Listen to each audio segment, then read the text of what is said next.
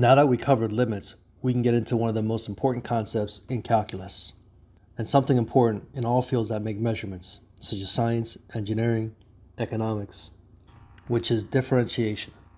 And the question, what is a derivative?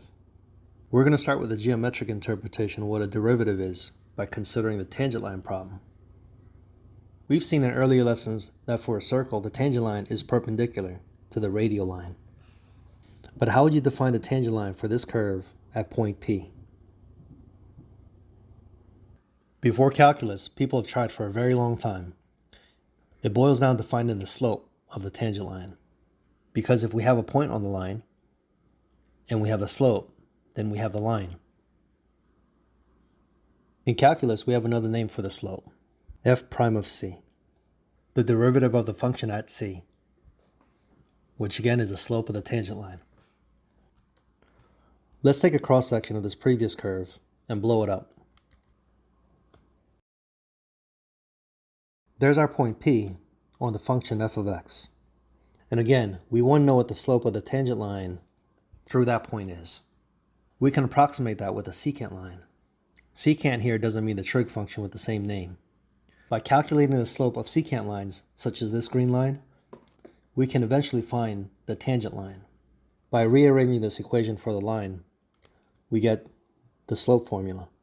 The slope of the secant is the ratio of the change in y over the change in x.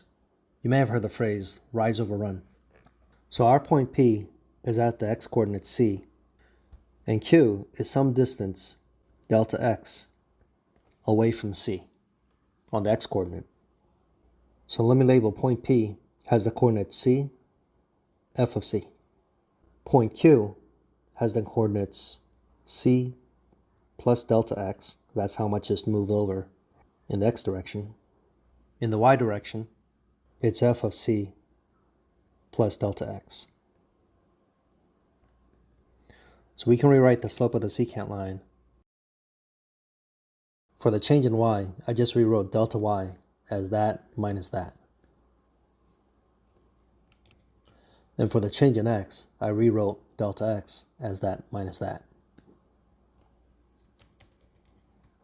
So these cancel out.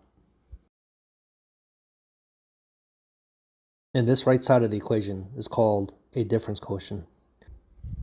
Keep in mind, it's just another way of writing the slope formula.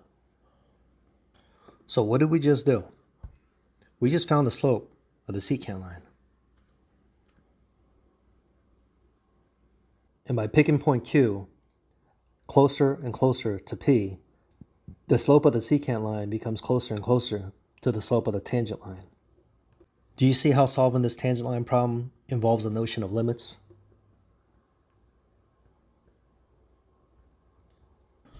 So now we can answer the question at the start of the lesson. What is a derivative?